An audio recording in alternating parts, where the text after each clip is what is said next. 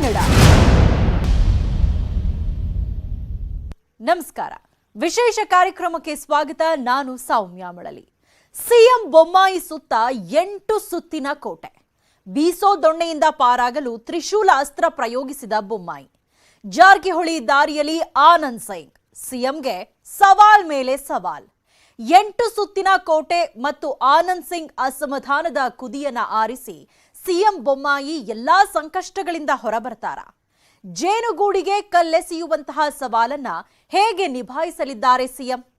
ಈ ಕುರಿತಂತೆ ಒಂದು ರಿಪೋರ್ಟ್ ನಿಮ್ಮ ಮುಂದೆ. ಬೀಸು ದೊಣ್ಣೆಯಿಂದ ಪಾರಾಗಲು ತ್ರಿಶೂಲ ಅಸ್ತ್ರ ಪ್ರಯೋಗ.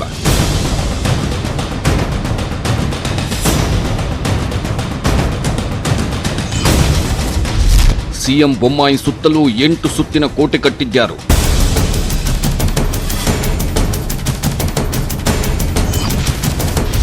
ಜಾರಕಿಹೊಳಿ ದಾರಿಯಲ್ಲಿ ಸಿಂಗ್. ಸಿಎಂಗೆ ಸವಾಲ್ ಮೇಲೆ ಸವಾಲ್.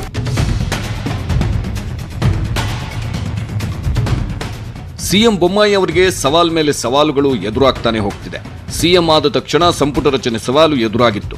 ಸಂಪುಟ ಸಚಿವರ ಲಿಸ್ಟ್ ಹೊರಬೀಳುತ್ತಿದ್ದಂತೆ ಲಿಸ್ಟ್ನಲ್ಲಿ ಹೆಸರಿಲ್ಲದ ಶಾಸಕರು, ಸಚಿವ ಆಕಾಂಕ್ಷಿಗಳ ಅಸಮಾಧಾನ ಭುಗಿಲೇಳಿತು. ಹಾಗೋ ಹೀಗೋ ಅಸಮಾಧಾನಿತರನ್ನ ಸಮಾಧಾನಗೊಳಿಸಿದ್ದೂ ಆಯಿತು. ಈಗಲೂ ಸಚಿವಾಕಾಂಕ್ಷಿಗಳ ಅಸಮಾಧಾನ ಬೂದಿ ಮುಚ್ಚಿದ ಕೆಂಡದಂತೆಯೇ ಇದ್ರೂ ಹೈಕಮಾಂಡ್ ಭಯದಿಂದ ತಕ್ಕ ಮಟ್ಟಿಗೆ ಸೈಲೆಂಟ್ ಆಗಿದ್ದಾರೆ. ಹೀಗೆ ಸಚಿವಾಕಾಂಕ್ಷಿಗಳ ಅಸಮಾಧಾನ ತಕ್ಕ ಮಟ್ಟಿಗೆ ಸರಿ ಹೋಗ್ತಿದ್ದಂತೆ ಖಾತೆ ಹಂಚಿಕೆಯಲ್ಲಿ ಅಸಮಾಧಾನ ಶುರುವಾಯಿತು. ಪ್ರಬಲ ಖಾತೆಗಾಗಿ ಪೈಪೋಟಿ ಶುರುವಾಗಿ ಕೊನೆಗೆ ಅದಕ್ಕೂ ಒಂದು ಅಂತ್ಯವೇನೋ ಸಿಕ್ತು. ಸದ್ಯಕ್ಕೆ ಆನಂದ್ ಸಿಂಗ್ ಬಿಟ್ರೆ ಖಾತೆ ವಿಚಾರದಲ್ಲಿ ಬುಸುಗುಡುತ್ತಿರುವ ಬೇರೆ ಸಚಿವರಿಲ್ಲ. ಆದ್ರೆ ಒಬ್ಬ ಆನಂದ್ ಸಿಂಗ್ ಅವರೇ ಈಗ ಬೊಮ್ಮಾಯಿಗೆ ದೊಡ್ಡ ಸವಾಲಾಗಿದ್ದಾರೆ. ಹೀಗೆ ಸಂಪುಟ ರಚನೆ, ಖಾತೆ ಹಂಚಿಕೆ ಕಗ್ಗಂಟು ಎಲ್ಲವನ್ನ ಒಂದು ಹಂತಕ್ಕೆ ಯಶಸ್ವಿಯಾಗಿ ನಿಭಾಯಿಸಿ ಸುಗಮ ಆಡಳಿತ ನಡೆಸಲು ಅಣಿಯಾಗ್ತಿದ್ದಂತೆ ಸಿಎಂ ಬೊಮ್ಮಾಯಿಗೆ ಎದುರಾಗಿದೆ 8 ಸುತ್ತಿನ ಕೋಟೆ ಕಂಟಕ.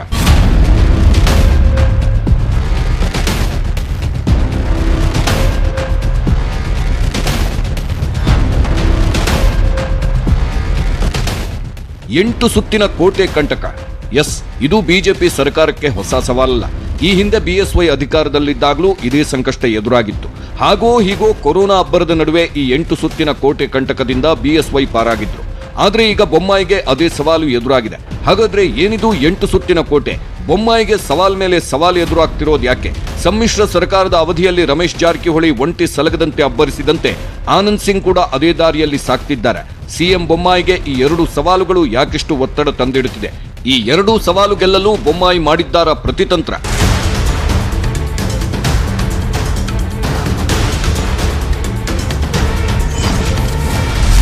ಬೊಮ್ಮಾಯಿಗೆ ಎದುರಾಗಿದೆ ಮೀಸಲಾತಿ ಸವಾಲು.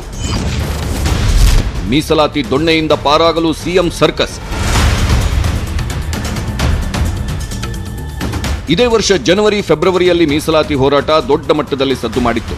ಕುರುಬ ಸಮುದಾಯ, ಪಂಚಮಸಾಲಿ ಸಮುದಾಯ, ವಾಲ್ಮೀಕಿ ಸಮುದಾಯ ಹೀಗೆ ಹಲವು ಸಮುದಾಯಗಳು ಮೀಸಲಾತಿಗಾಗಿ ದೊಡ್ಡ ಹೋರಾಟವನ್ನೇ ನಡೆಸಿದ್ರು. ಈಶ್ವರಪ್ಪ ನೇತೃತ್ವದಲ್ಲಿ ಕುರುಬ ಸಮುದಾಯದ ಪಾದಯಾತ್ರೆ, ಪಂಚಮಸಾಲಿ ಸಮುದಾಯದ ಪಾದಯಾತ್ರೆ ರಾಜಕೀಯದಲ್ಲಿ ಬೆಂಕಿ ಬಿರುಗಾಳಿಯನ್ನೇ ಎಬ್ಬಿಸಿತು.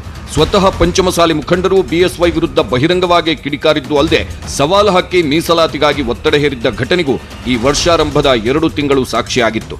ಜನವರಿಯಲ್ಲಿ ಈಶ್ವರಪ್ಪ ಕೂಡ ಸಿದ್ದುಗೆ ಟಕ್ಕರ್ ಕೊಡಲು ಕುರುಬ ಸಮುದಾಯದ ಮೀಸಲಾತಿ ಹೋರಾಟದಲ್ಲಿ ಪ್ರಮುಖ ಪಾತ್ರ ವಹಿಸಿದ್ದಲ್ಲದೆ ಪಾದಯಾತ್ರೆಯ ಸಮಾರೋಪ ಸಮಾರಂಭದಲ್ಲೂ ಮೀಸಲಾತಿಗಾಗಿ ಸರ್ಕಾರದ ಮೇಲೆ ಒತ್ತಡ ಹೇರುವ ತಂತ್ರ ಹೂಡಿದ್ರು.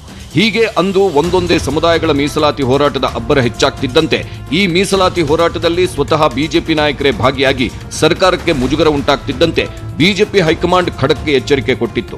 ಯಾವ ಬಿಜೆಪಿ ನಾಯಕರು, ಸಚಿವರು ಮೀಸಲಾತಿ ಹೋರಾಟದ ಬಹಿರಂಗ ಸಭೆಯಲ್ಲಿ ಭಾಗವಹಿಸುವಂತಿಲ್ಲ ಅಂತ ಹೈಕಮಾಂಡ್ ವಾರ್ನ್ ಮಾಡಿದ ನಂತರ ಈಶ್ವರಪ್ಪ ಸೇರಿದಂತೆ ಹಲವು ಕಮಲ ನಾಯಕರು ಸೈಲೆಂಟ್ ಆದ್ರು. ಹೀಗೆ ಬಿಎಸ್ವೈ ಆಡಳಿತ ನಡೆಸುತ್ತಿದ್ದಾಗ ಮೀಸಲಾತಿ ಎಂಬ ಅಸ್ತ್ರ ಸರ್ಕಾರವನ್ನೇ ಇಕ್ಕಟ್ಟಿಗೆ ಸಿಲುಕಿಸಿತ್ತು. ಇದೀಗ ಮತ್ತದೇ ಮೀಸಲಾತಿ ಕಗ್ಗಂಟು ಬೊಮ್ಮಾಯಿ ಸರ್ಕಾರಕ್ಕೆ ಸುತ್ತಕೊಂಡಿದೆ.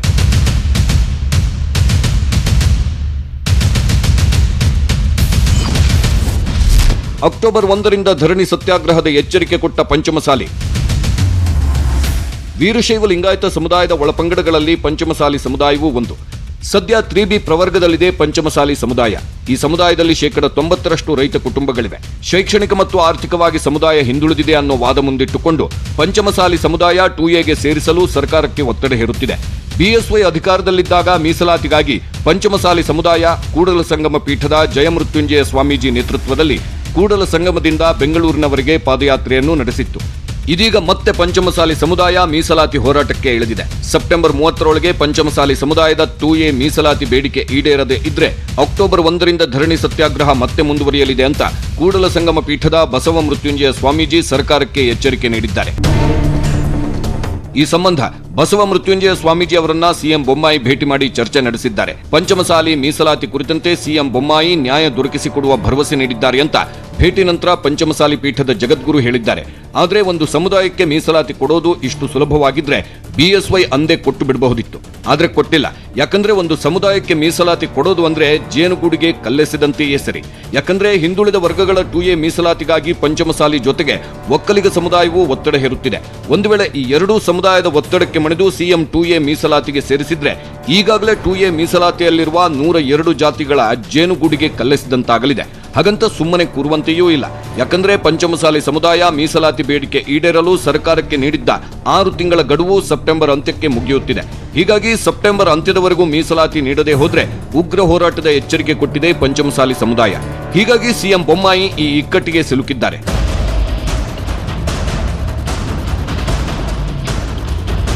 ಕಳೆದ ಬಾರಿ 2A ಮೀಸಲಾತಿಗಾಗಿ ಪಂಚಮಸಾಲಿ ಸಮುದಾಯ ಸರ್ಕಾರಕ್ಕೆ ಒತ್ತಡ ಹೇರುತ್ತಿದ್ದ ಸಂದರ್ಭದಲ್ಲೇ ಈ ಬೇಡಿಕೆಗೆ 2A ಮೀಸಲಾತಿಯಲ್ಲಿ ಬರುವ 410 ಜಾತಿಗಳು ವಿರೋಧ ವ್ಯಕ್ತಪಡಿಸಿದ್ವು. ಪಂಚಮಸಾಲಿಗಳನ್ನ 2Aಗೆ ಸೇರಿಸದಂತೆ 2A ಸಮುದಾಯ ರಾಜ್ಯ ಹಿಂದುಳಿದ ವರ್ಗಗಳ ಆಯೋಗಕ್ಕೆ ಅಂದು ಮನವಿ ಸಲ್ಲಿಸಿತ್ತು.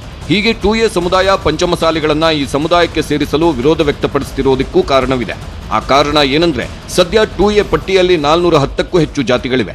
ಈ ವರ್ಗಕ್ಕೆ ಪ್ರಸ್ತುತ 15% ಮಾತ್ರ ಮೀಸಲಾತಿ ಸೌಲಭ್ಯವಿದೆ.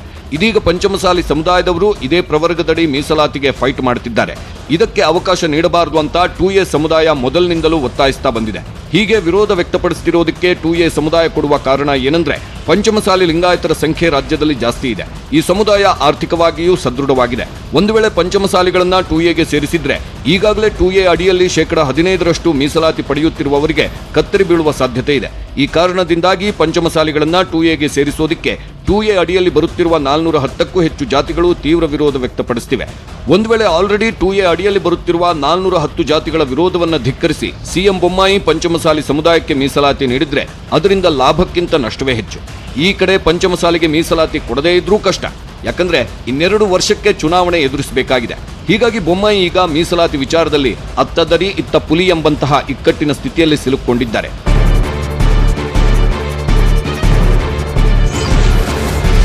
ವಾಲ್ಮೀಕಿ ಸಮುದಾಯದಿಂದಲೂ ಹೆಚ್ಚಾಗ್ತಿದೆ ಒತ್ತಡ. ಪರಿಶಿಷ್ಟ ಪಂಗಡದ ವಾಲ್ಮೀಕಿ ಸಮುದಾಯದಿಂದ ಮತ್ತೆ ಸಿಎಂ ಬೊಮ್ಮಾಯಿಗೆ ಮೀಸಲಾತಿ ಪ್ರಮಾಣ ಏರಿಸುವ ಒತ್ತಡ ಹೆಚ್ಚಾಗಿದೆ. ಈಗಿರುವ ಮೀಸಲಾತಿ ಪ್ರಮಾಣವನ್ನು 3% 7.5ಕ್ಕೆ ಹೆಚ್ಚಿಸಬೇಕು ಅನ್ನೋದು ವಾಲ್ಮೀಕಿ ಸಮುದಾಯದ ಬೇಡಿಕೆ. ಈಗಾಗಲೇ ನ್ಯಾಯಮೂರ್ತಿ ನಾಗಮೋಹನ್ ದಾಸ್ ನೇತೃತ್ವದಲ್ಲಿ ಆಯೋಗ ವರದಿ ನೀಡಿದ್ದು ಜನಸಂಖ್ಯೆ ಆಧಾರದಲ್ಲಿ 7.5% ಮೀಸಲಾತಿ ನೀಡುವಂತೆ ಈ ಆಯೋಗ ಶಿಫಾರಸು ಮಾಡಿದೆ. ಈ ವಿಚಾರಕ್ಕೆ ಸಂಬಂಧಪಟ್ಟಂತೆ ವಾಲ್ಮೀಕಿ ಸಮುದಾಯದ ನಿಯೋಗ ಆಗಸ್ಟ್ 18ರಂದು ಸಿಎಂ ಭೇಟಿ ಮಾಡಿ ಮಾತುಕತೆ ನಡೆಸಿದೆ. ಈ ವೇಳೆ ವಾಲ್ಮೀಕಿ ಸಮುದಾಯದ ಮುಖಂಡರು ಮುಂಬರುವ ವಾಲ್ಮೀಕಿ ಜಯಂತಿಯೊಳಗಾಗಿ ಮೀಸಲಾತಿಯನ್ನ ಘೋಷಣೆ ಮಾಡಿ ಜಾರಿಗೆ ತರಬೇಕು ಅಂತ ಸರ್ಕಾರಕ್ಕೆ ಒತ್ತಾಯಿಸಿದ್ದಾರೆ. ವಾಲ್ಮೀಕಿ ಜಯಂತಿ ಇರೋದು ಅಕ್ಟೋಬರ್ 20ರಂದು. ಹೀಗಾಗಿ ಅದಕ್ಕೂ ಮೊದಲೇ ವಾಲ್ಮೀಕಿ ಸಮುದಾಯದ ಮೀಸಲಾತಿ ಹೆಚ್ಚಳ ಬೇಡಿಕೆಯನ್ನ ಈಡೇರಿಸುವ ನಿಟ್ಟಿನಲ್ಲಿ ಸಿಎಂ ಬೊಮ್ಮಾಯಿ ಮಹತ್ವದ ತೀರ್ಮಾನ ಕೈಗೊಳ್ಳಬೇಕಾಗಿದೆ. ಒಂದು ಕಡೆ ಪಂಚಮಸಾಲಿಗಳು ಕೊಟ್ಟ ಸೆಪ್ಟೆಂಬರ್ 30ರ ಗಡುವು, ಮತ್ತೊಂದು ಕಡೆ ವಾಲ್ಮೀಕಿ ಸಮುದಾಯ ನೀಡಿದ ಅಕ್ಟೋಬರ್ 20ರ ಗಡುವು. ಈ ಬೀಸೋ ದೊಣ್ಣೆಯಿಂದ ಪಾರಾಗಲು ಈಗ ಬೊಮ್ಮಾಯಿ ಕೂಡ ಒಂದು ತಂತ್ರ ಮಾಡಿದ್ದಾರೆ.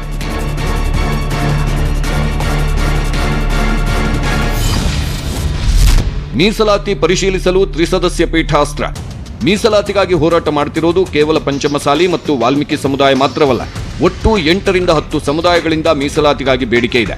ಒಂದು ಸಮುದಾಯದ ಬೇಡಿಕೆ ಈಡೇರಿಸಿದ್ರೆ ಮತ್ತೊಂದು ಸಮುದಾಯ ಹೋರಾಟಕ್ಕಿಳಿಯುತ್ತದೆ. ಹಾಗಾಗಿ ಈ ಮೀಸಲಾತಿ ಅನ್ನೋದು ಸರ್ಕಾರಕ್ಕೆ ದೊಡ್ಡ ಸವಾಲು. ಇದೀಗ ಈ ಮೀಸಲಾತಿ ಸವಾಲಿನಿಂದ ಬಚಾವಾಗಲು ಸಿಎಂ ಬೊಮ್ಮಾಯಿ ಒಂದು ತಂತ್ರ ಮಾಡಿದ್ದಾರೆ. ಆ ತಂತ್ರವೇ ನ್ಯಾಯಮೂರ್ತಿ ಸುಭಾಷ್ ನೇತೃತ್ವದ ತ್ರಿಸದಸ್ಯ ಪೀಠ. ಮೀಸಲಾತಿ ಪರಿಶೀಲಿಸಲು ತ್ರಿಸದಸ್ಯ ಪೀಠ ಅಸ್ತ್ರವನ್ನ ಪ್ರಯೋಗಿಸಿದ್ದಾರೆ ಸಿಎಂ ಬೊಮ್ಮಾಯಿ. ಸದ್ಯ ಮೀಸಲಾತಿ ಕೇಳಿಕೊಂಡು ಬರುತ್ತಿರುವ ಎಲ್ಲಾ ಸಮುದಾಯಕ್ಕೂ ಭರವಸೆ ಕೊಡುತ್ತಿರುವ ಬೊಮ್ಮಾಯಿ ವಾಲ್ಮೀಕಿ ಸಮುದಾಯ ಬೇಡಿಕೆ ಈಡೇರಿಸಲು ನ್ಯಾಯಮೂರ್ತಿ ನಾಗಮೋಹನ್ ದಾಸ್ ವರದಿ ಪರಿಶೀಲಿಸಲು ನ್ಯಾಯಮೂರ್ತಿ ಸುಭಾಷ್ ನೇತೃತ್ವದ ತ್ರಿಸದಸ್ಯ ಪೀಠಕ್ಕೆ ಶಿಫಾರಸು ಮಾಡಿದ್ದಾರೆ. ಇದರ ಜೊತೆಗೆ ಉಳಿದ ಸಮುದಾಯ ಮೀಸಲಾತಿ ಸಂಬಂಧವೂ ಸರ್ಕಾರ ಇದೇ ಪೀಠಕ್ಕೆ ಶಿಫಾರಸು ಮಾಡಿದೆ. ಈ ಪೀಠ ಸಮುದಾಯದ ಮೀಸಲಾತಿ ಬಗ್ಗೆ ಪರಿಶೀಲನೆ ನಡೆಸಿ ತೀರ್ಪು ಕೊಟ್ಟ ಬಳಿಕ ಮೀಸಲಾತಿ ಕಲ್ಪಿಸುವ ಸಂಬಂಧ ನಿರ್ಧಾರ ಮಾಡುವುದಾಗಿ ಬೊಮ್ಮಾಯಿ ಭರವಸೆ ನೀಡಿದ್ದಾರೆ. ಹೀಗೆ ಮೀಸಲಾತಿ ಕೇಳಿಕೊಂಡು ಬರುವ ಎಲ್ಲಾ ಸಮುದಾಯಕ್ಕೂ ಬೊಮ್ಮಾಯಿ ಇದೇ ಭರವಸೆ ಕೊಡುತ್ತಿದ್ದಾರೆ. ಹೀಗೆ ಎಲ್ಲಾ ಸಮುದಾಯಗಳನ್ನು ಸಮಾಧಾನಪಡಿಸುವ ತಂತ್ರ ಮಾಡಿದ್ದಾರೆ ಸಿಎಂ.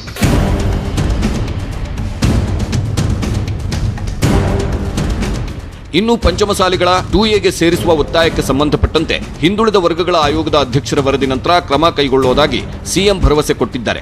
ಈ ಅಧ್ಯಯನ ವರದಿ ಬರಲಿ, ಆ ನಂತರ ಕ್ರಮ ಅಂತ ಬೀಸುವ ದೊಣ್ಣೆಯಿಂದ ಪಾರಾಗುವ ಉಪಾಯ ಮಾಡಿದ್ದಾರೆ ಸಿಎಂ. ಸಿಎಂ ಬೊಮ್ಮಾಯಿಗೆ ಇದೊಂದೇ ಸವಾಲಲ್ಲ. ಖಾತೆ ಬದಲಾವಣೆಗೆ ಪಟ್ಟು ಬಿಡದೆ ಇರುವ ಆನಂದ್ ಸಿಂಗ್ ಸಮಾಧಾನಿಸೋದು ಕೂಡ ದೊಡ್ಡ ಸವಾಲು.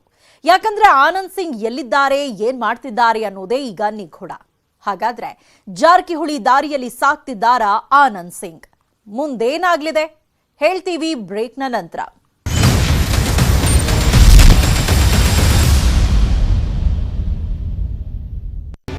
ಜಾರಕಿಹೊಳಿ ದಾರಿಯಲ್ಲಿ ಸಾಕ್ತಿದ್ದಾರಾ ಆನಂದ್ ಸಿಂಗ್?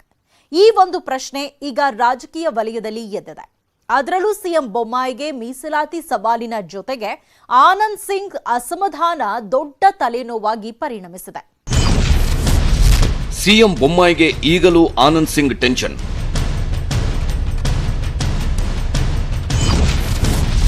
ಆನಂದ್ ಸಿಂಗ್ ಎಲ್ಲಿದ್ದಾರೆ, ಏನ್ ಮಾಡ್ತಿದ್ದಾರೆ ಅನ್ನೋದೇ ನಿಗೂಢ. ಜಾರಕಿಹೊಳಿ ದಾರಿಯಲ್ಲೇ ಸಾಕ್ತಿದ್ದಾರಾ ಸಚಿವ ಆನಂದ್ ಸಿಂಗ್?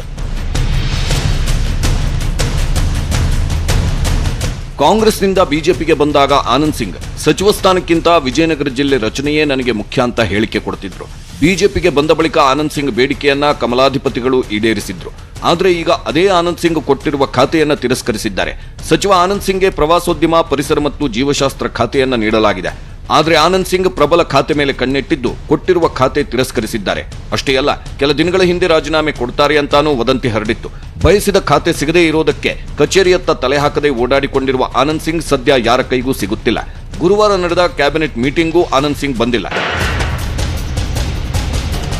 ಸದ್ಯ ಆನಂದ್ ಸಿಂಗ್ ನಿಗೂಢ ನಡೆ, ಖಾತೆಗಾಗಿ ಪಟ್ಟು ಹಿಡಿದು ಕಚೇರಿಯತ್ತ ತಲೆ ಹಾಕದೆ ಓಡಾಡುವುದನ್ನು ನೋಡಿದ್ರೆ ಸಮ್ಮಿಶ್ರ ಸರ್ಕಾರದ ಅವಧಿಯಲ್ಲಿ ರಮೇಶ್ ಜಾರಕಿಹೊಳಿಗಿದ್ದ ಅಸಮಾಧಾನವೇ ನೆನಪಿಗೆ ಬರುತ್ತದೆ. ಸಮ್ಮಿಶ್ರ ಸರ್ಕಾರದ ಟೈಮ್ನಲ್ಲಿ ರಮೇಶ್ ಜಾರಕಿಹೊಳಿಯು ಇದೇ ಥರ ಒಬ್ಬಂಟಿಯಾಗಿ ನಿಗೂಢವಾಗಿ ಓಡಾಡಿಕೊಂಡಿದ್ರು. ಮೈತ್ರಿ ಸರ್ಕಾರದ ಅವಧಿಯಲ್ಲಿ ಖಾತೆಗಿಂತಲೂ ಬೇರೆ ವಿಚಾರಕ್ಕೆ ಅಸಮಾಧಾನವಿದ್ದ ರಮೇಶ್ ಜಾರಕಿಹೊಳಿ ಸಂಪುಟ ಸಭೆಗೆ ಹೋಗುತ್ತಿರಲಿಲ್ಲ. ವಿಧಾನಸೌಧದಲ್ಲೂ ಅಪರೂಪಕ್ಕೆ ಕಾಣಿಸಿಕೊಳ್ತಿದ್ರು. ಬೆಳಗಾವಿ ಉಸ್ತುವಾರಿಯಾಗಿದ್ರು, ಸುವರ್ಣಸೌಧದ ಅಧಿವೇಶನಕ್ಕೆ ಗೈರಾಗಿದ್ರು. ಅಷ್ಟೇ ಯಾಕೆ, ರಾಜೀನಾಮೆ ಪತ್ರವನ್ನ ಜೇಬಿನಲ್ಲಿಟ್ಟುಕೊಂಡು ಅಡ್ಡಗೋಡೆ ಮೇಲೆ ದೀಪವಿಟ್ಟಂತೆ ಮಾತಾಡ್ತಾ ದಿನ ಕಳೆಯುತ್ತಿದ್ರು. ಈಗ ಆನಂದ್ ಸಿಂಗ್ ಕೂಡ ಅದೇ ರೀತಿ ಕಾಣುತ್ತಿದ್ದಾರೆ. ಬಿಎಸ್ವೈ ಅಧಿಕಾರಾವಧಿಯಲ್ಲಿ ಆನಂದ್ ಸಿಂಗ್ಗೆ ತಮಗೆ ಕೊಟ್ಟ ಖಾತೆ ಮೇಲೆ ಅಷ್ಟಾಗಿ ಇಷ್ಟವಿರಲಿಲ್ಲ.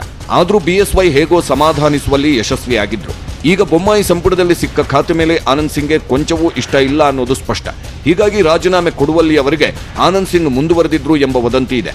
ಈ ಅಸಮಾಧಾನ ದೊಡ್ಡ ಮಟ್ಟದಲ್ಲಿ ಸ್ಫೋಟವಾಗ್ತಿದ್ದಂತೆ ಸಿಎಂ ಬೊಮ್ಮಾಯಿ ಆನಂದ್ ಸಿಂಗ್ ಜೊತೆ ಮಾತುಕತೆ ನಡೆಸಿದ್ರು. ಆ ಬಳಿಕ ಎಲ್ಲ ಸರಿ ಹೋಗಿದೆ ಎಂದು ಅಂದುಕೊಳ್ಳಲಾಗಿತ್ತು. ಆದರೆ ಹಾಗಾಗಿಲ್ಲ. ಆನಂದ್ ಸಿಂಗ್ ನಡೆ ನಿಗೂಢವಾಗಿ ಮುಂದುವರೆದಿದೆ.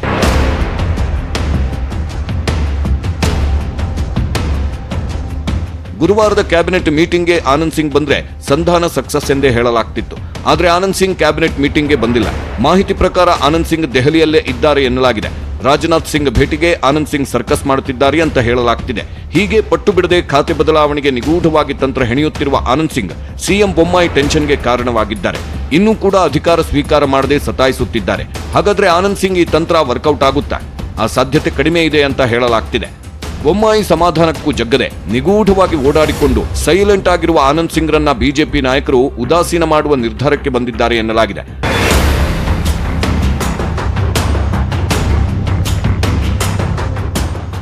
ಒಂದು ವೇಳೆ ಈಗ ಆನಂದ್ ಸಿಂಗ್ ಹಠಕ್ಕೆ ತಲೆಬಾಗಿ ಹೈಕಮಾಂಡ್ ಖಾತೆ ಬದಲಾವಣೆಗೆ ಮುಂದಾದ್ರೆ ಒಬ್ಬೊಬ್ಬರೇ ಖಾತೆ ಬದಲಾವಣೆಗೆ ಪಟ್ಟು ಹಿಡಿಯುವ ಸಾಧ್ಯತೆ ಇದೆ. ಇನ್ನು ಸಚಿವ ಸ್ಥಾನದ ಆಕಾಂಕ್ಷಿಗಳ ಒತ್ತಡವೂ ಹೆಚ್ಚಾಗುವ ಸಾಧ್ಯತೆ ಇದೆ.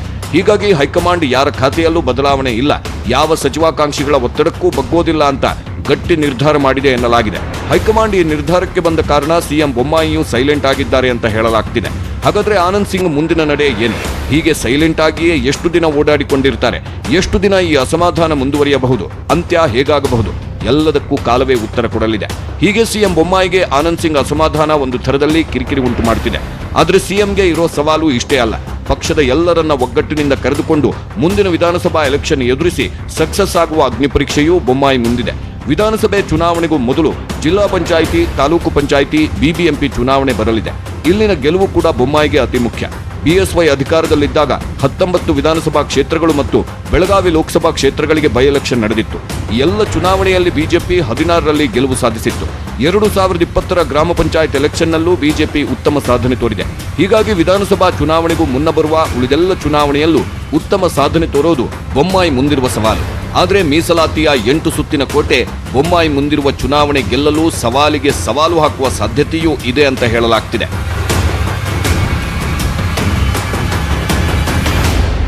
ಸಿಎಂ ಬೊಮ್ಮಾಯಿಗೆ 8 ಸುತ್ತಿನ ಸವಾಲು ಎದುರಾಗಿದೆ. ಏನದು 8 ಸುತ್ತಿನ ಸವಾಲು? ಹೇಳ್ತೀವಿ ಬ್ರೇಕ್ ಆದ್ಮೇಲೆ.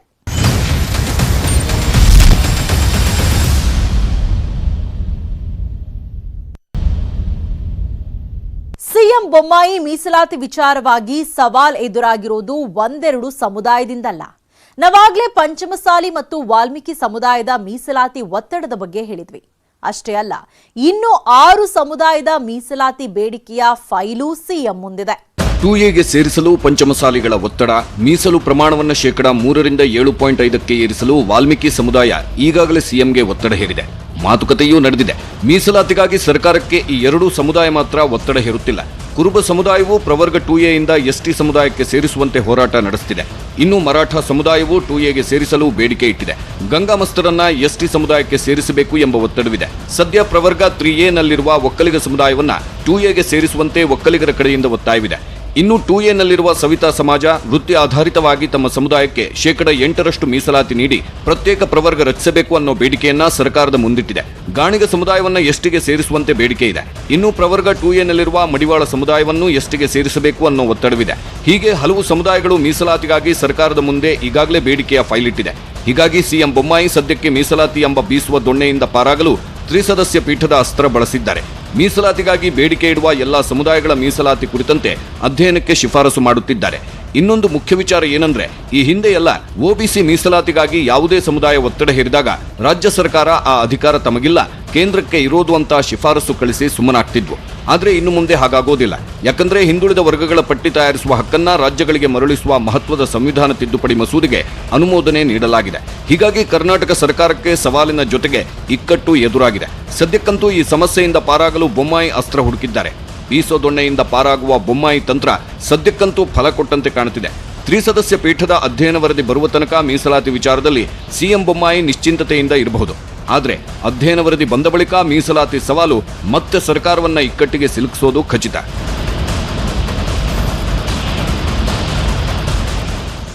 ಇದಾಗಿತ್ತು ಈ ಹೊತ್ತಿನ ಸ್ಪೆಷಲ್. ನೋಡ್ತಾರಿ ನ್ಯೂಸ್ 18 ಕನ್ನಡ.